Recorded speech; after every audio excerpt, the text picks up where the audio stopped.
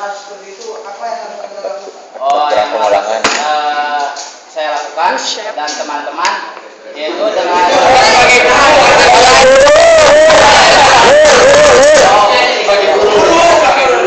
saya sebagai guru dosen master juga. Untuk misalkan ada kesalahan seperti itu, mungkin harus ada kebijaksanaan dari pemerintah.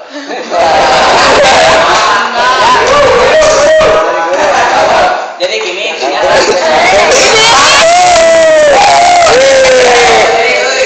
Jadi intinya misalkan seorang guru menerangkan dengan misalkan dengan jalannya ya.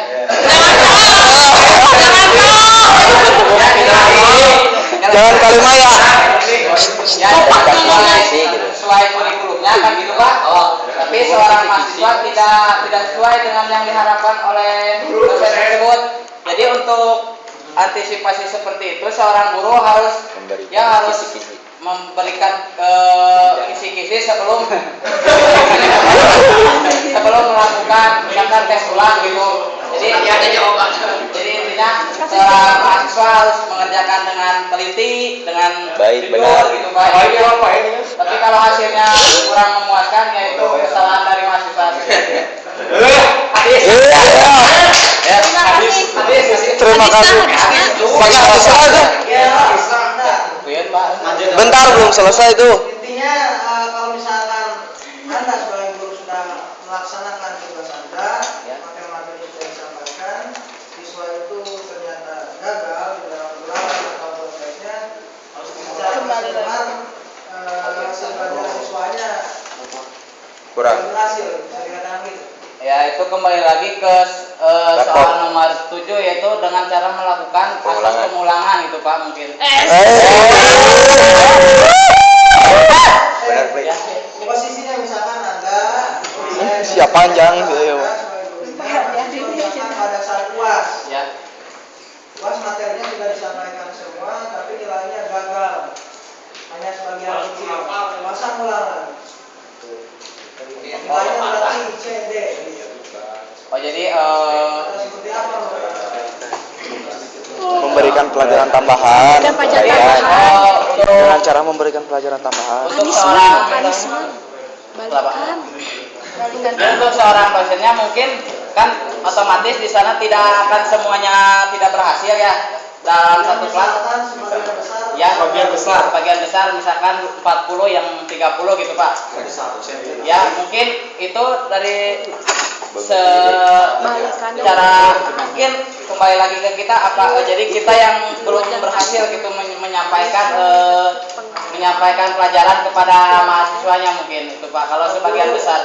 Bisa jadi tidak ada yang mau disalahkan. Ya. Masa gurunya sendiri disalahkan? Mungkin karena salah guru. Dari mana ada menjadikan seperti itu?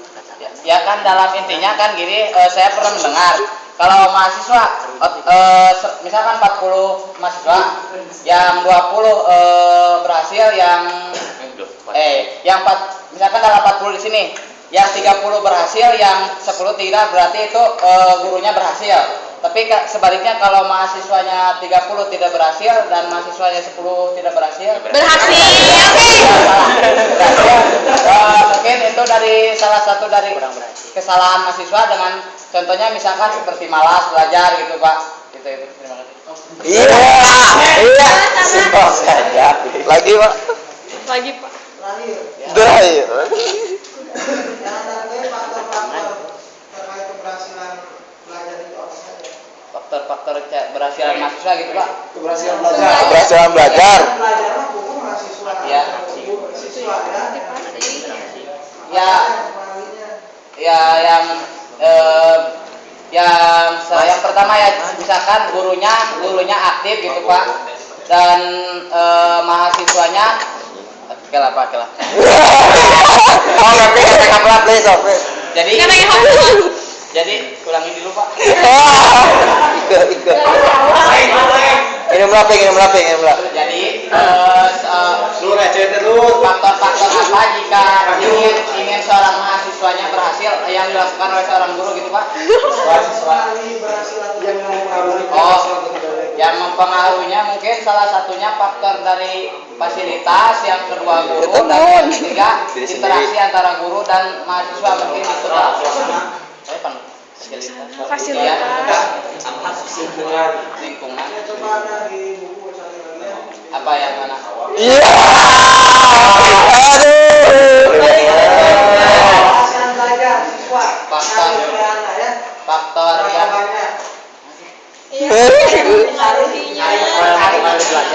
faktor yang mempengaruhi belajar. Keberhasilan belajar itu apa saja gitu kan?